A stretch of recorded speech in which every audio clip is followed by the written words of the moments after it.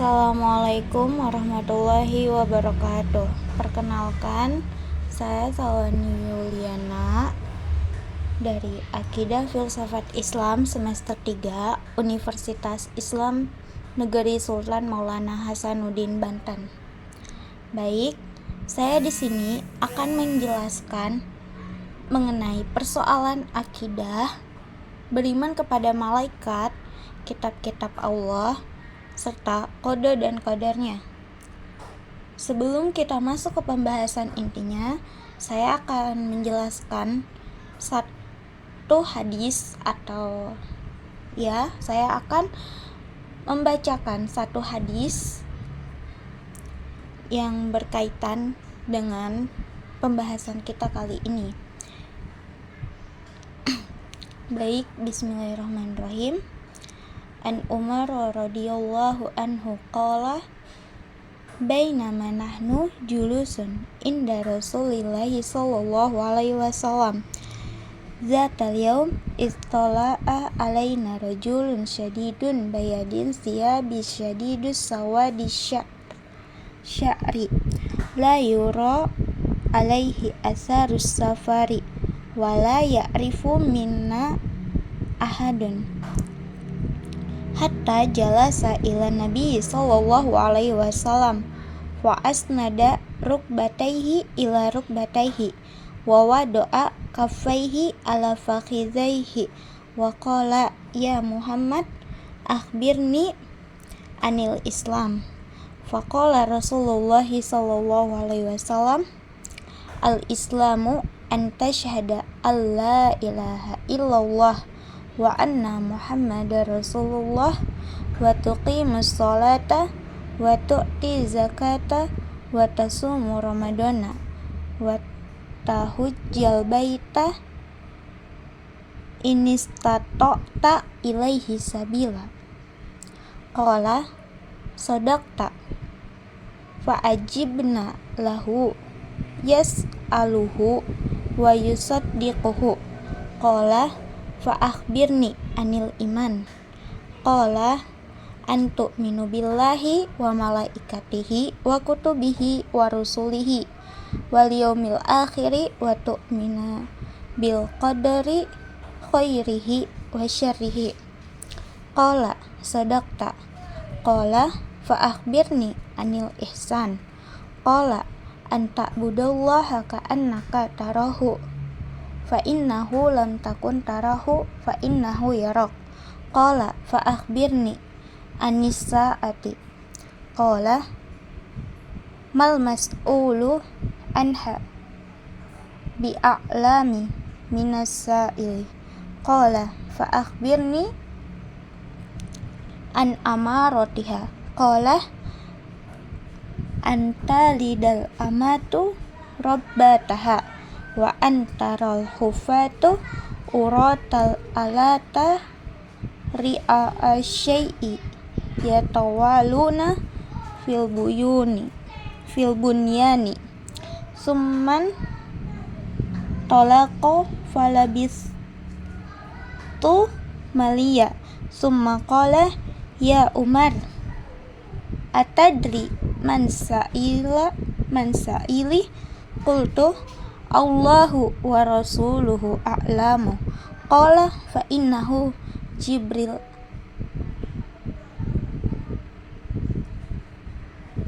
Qala fa innahu Jibrilu atikum yu'allimukum dinakum. Rawahu Muslim. Yang artinya diriwayatkan dari Umar bin Khattab radhiyallahu anhu.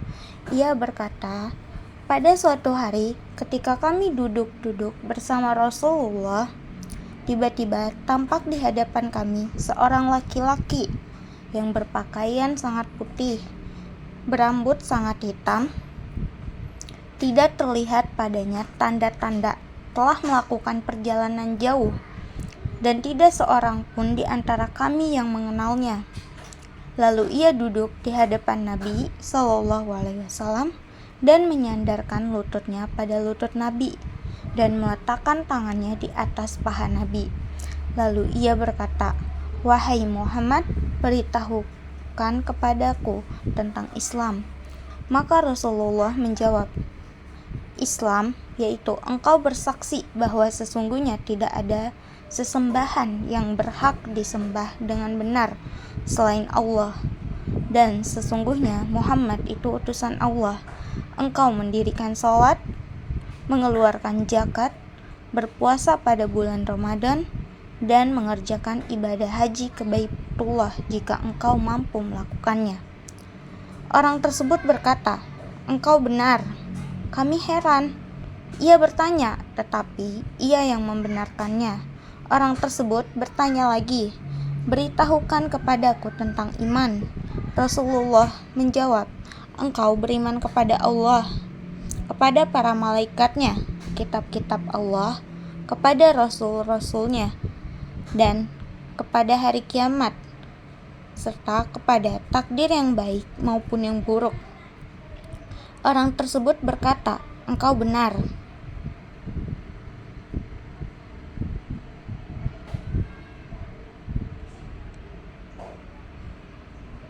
Lalu orang tersebut bertanya lagi, "Beritahukan kepadaku tentang ihsan." Rasulullah menjawab, "Engkau beribadah kepada Allah seakan-akan engkau melihatnya. Jika engkau tidak melihatnya, yakinilah sesungguhnya dia pasti melihatmu." Orang tersebut berkata lagi, "Beritahukan kepadaku tentang kapan datangnya hari kiamat."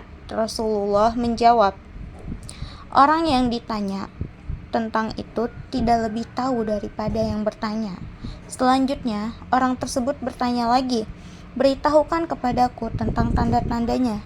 Rasulullah menjawab, "Jika hamba sahaya wanita telah melahirkan tuannya, jika engkau melihat orang-orang yang tidak beralas kaki, tidak berpakaian, miskin, dan pengembala kambing berlomba-lomba mendirikan bangunan, kemudian pergilah orang tersebut, sedangkan aku duduk merenung." Kemudian Rasulullah bersabda kepadaku, "Wahai Umar, tahukah engkau siapa yang bertanya itu?" Aku menjawab, "Allah dan Rasulnya lah yang lebih mengetahui."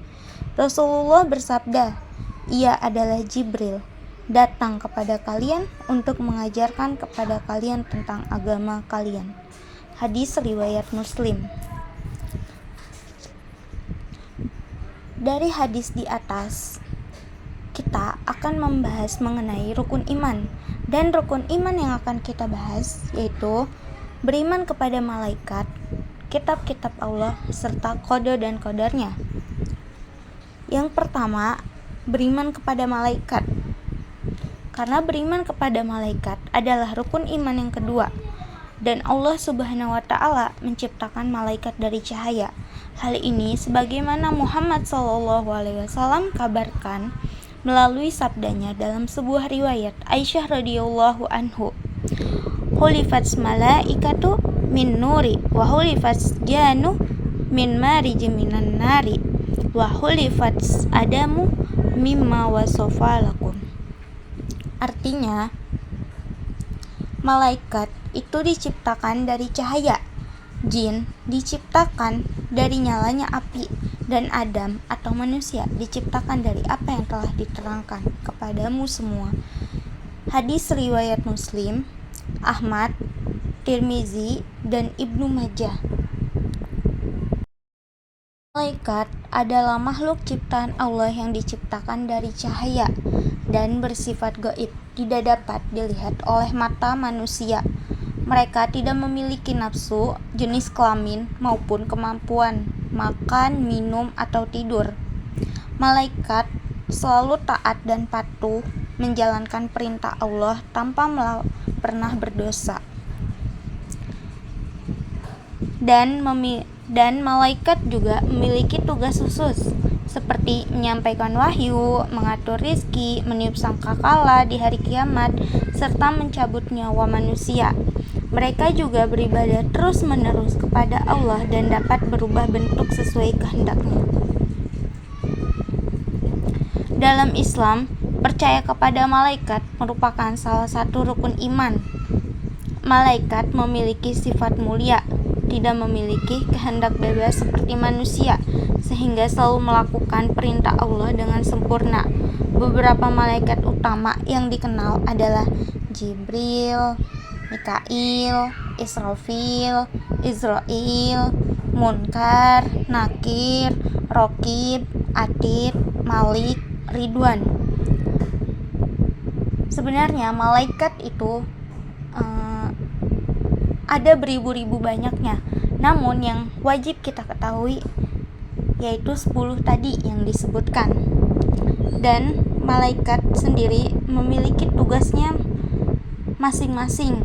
Malaikat juga sering mendoakan dan meminta ampun bagi orang-orang yang beriman. Selanjutnya yang kedua yang kita akan bahas adalah kitab-kitab Allah. Kitab-kitab Allah adalah firman Allah yang merupakan tuntunan awal dari keyakinan bagi suatu agama. Secara sederhana, kitab adalah kumpulan wahyu yang diberikan Allah Subhanahu wa Ta'ala kepada para rasul untuk diajarkan kembali pada umatnya atau kepada manusia sebagai petunjuk dan pedoman hidup. Kitab ini sudah berupa buku pada zaman ini, sedangkan suhuf adalah wahyu Allah Subhanahu wa Ta'ala yang diberikan kepada para rasul tetapi masih dalam bentuk lembaran-lembaran yang terpisah. Beberapa sumber menjelaskan ada 4 kitab yang diterima oleh para rasul. Yang pertama adalah Taurat. Kitab Taurat diturunkan kepada Nabi Musa alaihi salam pada abad ke-12 sebelum Masehi di Bukit Sinai dengan pedoman bagi Bani Israel. Isi pokoknya dikenal dengan sebutan The Ten Commandments atau 10 perintah Tuhan. Nama Taurat berarti hukum atau syariat pada saat itu. Nabi Musa diutus oleh Allah Subhanahu wa Ta'ala untuk berdakwah kepada bangsa Bani Israel. Adapun bahasa yang digunakan dalam kitab Taurat adalah bahasa Ibrani. Sebagai muslim, kita sangat meyakini akan keberadaan kitab Taurat ini. Kita meyakini bahwa kitab Taurat benar-benar waktu dari Allah Subhanahu wa Ta'ala. Keyakinan ini diperkuat dengan keterangan-keterangan yang ada di dalam Al-Quran, sebagaimana yang terkandung dalam firman Allah Subhanahu wa Ta'ala sebagai berikut. Dari kami berikan kepada Musa kitab, yaitu kitab Taurat, dan kami jadikannya petunjuk bagi Bani Israel dengan firman, janganlah kamu mengambil pelindung selain aku. Quran Surat Al-Isra ayat 21. Kitab Zabur diturunkan kepada Nabi Daud alaihi salam. Kitab Zabur menjadi pedoman bagi kaum Nabi Daud alaihi salam yang disebut juga dengan Mazmur. Kitab Zabur ini berisi nyanyian pujian-pujian kepada Allah Subhanahu wa Ta'ala atas segala nikmat ilahiyah. Kitab Zabur diturunkan Allah Subhanahu wa Ta'ala kepada Nabi Daud alaihi salam untuk Bani Israel atau umat Yahudi pada abad 10 sebelum Masehi di daerah Yerusalem. Bahasa yang digunakan dalam Zabur adalah Kipti.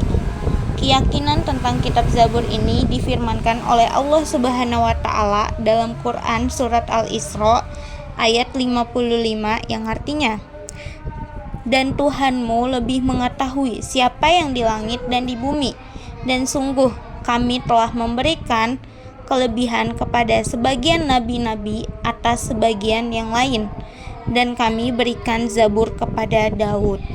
Quran Surat Al-Isra ayat 55. Sedangkan turunnya kitab Zabur diterangkan dalam firman Allah Subhanahu wa Ta'ala yang artinya, sesungguhnya kami mewahyukan kepadamu Muhammad sebagaimana kami telah mewahyukan kepada Nuh dan nabi-nabi setelahnya, dan kami telah mewahyukan pula kepada Ibrahim, Ismail, Ishak, Yakub dan anak cucunya, Isa, Ayub, Yunus, Harun dan Sulaiman, dan kami telah memberikan kitab Zabur kepada Daud. Quran Surat An-Nisa ayat 163. Secara umum, kitab Zabur berisi tentang beberapa zikir, pengajaran, dan hikmah. Isi kitab Zabur merupakan petunjuk atau wahyu dari Allah Subhanahu wa Ta'ala dan berlaku pada umat Bani Israel. Yang selanjutnya, yang ketiga, yaitu kitab Injil. Kitab-kitab Allah Subhanahu wa Ta'ala berikutnya adalah Injil. Kitab ini diturunkan oleh Allah Subhanahu wa Ta'ala kepada Nabi Isa alaihi salam untuk pedoman bagi Bani Israel. Kitab ini diwahyukan di daerah Yerusalem sekitar permulaan abad 1 Masehi. Pada awal diturunkan, kitab Injil menggunakan bahasa Suryani. Kitab Injil berisi tentang ajaran hidup dengan zuhud, menjauhi kerusakan dan ketamakan dunia. Kitab ini menjadi pedoman bagi kaum Nabi Isa alaihi salam, yakni kaum Nasrani. Keberadaan kitab Injil ditegaskan oleh firman Allah Subhanahu wa Ta'ala dalam Quran surat Maryam ayat 30 yang artinya, Dia, Isa berkata, sesungguhnya aku hamba Allah, Dia memberiku kitab, yaitu kitab Injil, dan Dia menjadikan aku seorang nabi. Quran surat Maryam ayat 30. Kitab Injil menjadi pedoman bagi para pengikut Nabi Isa agar melaksanakan hukum-hukum Allah Subhanahu wa Ta'ala yang dibawa oleh Nabi Isa. Ia mengajarkan agama agar kaumnya taat kepada hukum-hukum Allah Subhanahu wa Ta'ala dan tidak terlena dengan gemerlap harta maupun dunia.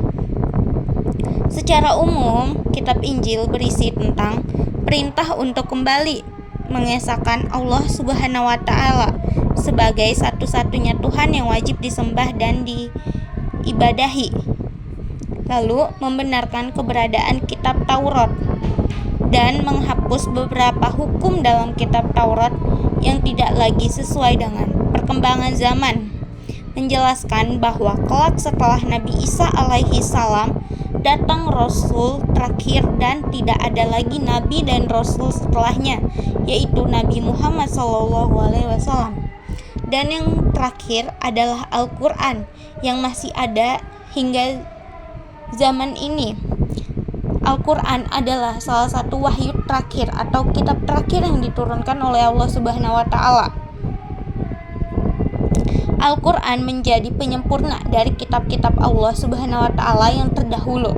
Kitab Al-Quran juga menjadi pedoman bagi seluruh umat manusia hingga akhir zaman. Kitab ini diturunkan pada abad ke-7 Masehi dalam kurun waktu tahun 611 hingga 632 Masehi. Rasulullah Muhammad SAW pertama kali menerima wahyu yaitu di Gua Hira. Setelah itu turunlah wahyu-wahyu berikutnya secara berangsur-angsur sampai seluruhnya diturunkan oleh Allah Subhanahu wa Ta'ala. Sebagai umat Islam, kita mesti membaca Al-Quran kemudian mengkaji sekaligus mengambil pelajarannya sebagaimana yang dijelaskan dalam suatu hadis, yaitu dalam sebuah hadis dijelaskan An Utsman bin Affan radhiyallahu anhu qala Rasulullah sallallahu alaihi wasallam khairukum man ta'allamal Qur'ana wa 'allamahu, rawahul Bukhari. Dari Utsman bin Affan radhiyallahu anhu, ia berkata, Rasulullah sallallahu alaihi wasallam bersabda, sebaik-baiknya kalian adalah yang mempelajari Al-Quran dan mengajarkannya. Hadis riwayat Al-Bukhari. Penjelasan hadis ini menunjukkan akan keutamaan mempelajari Al-Quran dan mengajarkannya. Nabi Shallallahu Alaihi Wasallam mengabarkan kepada kita bahwa orang yang mempelajari Al-Quran dan mengajarkannya, mereka adalah orang yang terbaik dan utama. Abu Abdirrahman As-Sudami, seorang tabi'in, mengomentari hadis ini yang diriwayatkan dari Utsman. Ia berkata, inilah yang membuat aku duduk di tempat ini. Maksudnya bahwa beliau duduk mengajarkan Al-Quran selama berpuluh-puluh tahun dengan keinginan agar dapat menjadi bagian dari orang yang mendapatkan keutamaan dan kebaikan sebagaimana yang disebutkan dalam hadis tersebut. Adapun Isi ajaran yang terkandung dalam kitab Al-Quran antara lain tentang 1. Akidah atau keyakinan adalah hal-hal yang berkaitan dengan keyakinan, seperti mengesahkan Allah Subhanahu wa Ta'ala dan meyakini malaikat-malaikat Allah Subhanahu wa Ta'ala. Yang kedua, akhlak atau budi pekerti adalah berkaitan dengan pembinaan akhlak mulia dan menghindari akhlak tercela. Yang ketiga, ibadah adalah yang berkaitan dengan tata cara beribadah seperti sholat, zakat, dan ibadah-ibadah yang lainnya. Yang keempat adalah muamalah, adalah berkaitan dengan tata cara berhubungan kepada sesama manusia. Dan yang terakhir, tarikh atau sejarah adalah kisah orang-orang dari umat terdahulu. Yang selanjutnya, yang terakhir yang akan kita bahas yaitu qada dan qadar. Qada dan qadar secara harfiah Islam, qada artinya keputusan atau ketetapan Allah Subhanahu wa Ta'ala. Berangkat dari pengertian tersebut, maka pengertian qada adalah segala sesuatu yang sudah diputuskan atau telah ditetapkan oleh Allah Subhanahu wa Ta'ala sejak awal kehidupan di dunia ini dimulai. Sementara qadar adalah kepercayaan bahwa segala sesuatu yang terjadi di dunia ini atas kehendak dan ketentuan Allah Subhanahu wa Ta'ala. Konsep qadar adalah konsep yang mirip dengan keimanan, di mana umat Islam mempercayai semua yang sudah atau sedang dan atau akan terjadi di masa depan menjadi kehendak dan ketentuan dari Allah Subhanahu wa Ta'ala. Kedua istilah ini saling bertaut satu sama lain, di mana qada adalah ketetapan yang telah diputuskan oleh Allah Subhanahu wa Ta'ala bahkan jauh sebelum atau semesta ini tercipta, dan qadar adalah cara kita untuk mengimani bahwa apa yang akan terjadi dan apa yang sedang terjadi ini adalah atas ketetapan Allah Subhanahu wa Ta'ala. Lalu pengertian iman kepada qada dan qadar. Iman kepada qada dan qadar termasuk rukun iman yang terakhir atau rukun iman yang keenam, karena termasuk rukun. Merujuk dari pengertian qada dan qadar sendiri sebagai takdir yang terjadi dalam seluruh kehidupan. Dalam hal ini, kita sebagai manusia maka harus ikhlas dan menerima menjalaninya. Kendati demikian bukan berarti kita bisa diam dan bermalas-malasan saja, karena percaya Allah Subhanahu wa Ta'ala telah menuliskan takdir kita yang baik untuk setiap umatnya. Akan tetapi kita harus berikhtiar dengan cara beribadah, berdoa, dan melakukan setiap kegiatan serta amal perbuatan sesuai perintah Allah.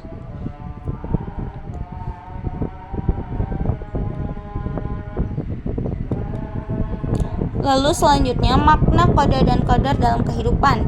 Mengimani qada dan qadar akan memberikan banyak hikmah untuk meningkatkan makna kehidupan yang dijalani setiap umat beragama Islam. Adapun hikmah tersebut antara lain sebagai berikut: peningkatan keimanan dan ketakwaan, tumbuh ketabahan dan rasa tenang, tertanam rasa selalu bersyukur, bersabar, dan bertawakal, terhindar dari rasa cemas, khawatir, dan takut berlebihan. Baik, mungkin cukup sekian yang dapat saya sampaikan. Kurang dan lebihnya mohon maaf. Apabila ada kesalahan itu datangnya dari saya sendiri, dan apabila ada kebenaran itu datangnya dari Allah Subhanahu wa Ta'ala. Syukran, wassalamualaikum warahmatullahi wabarakatuh.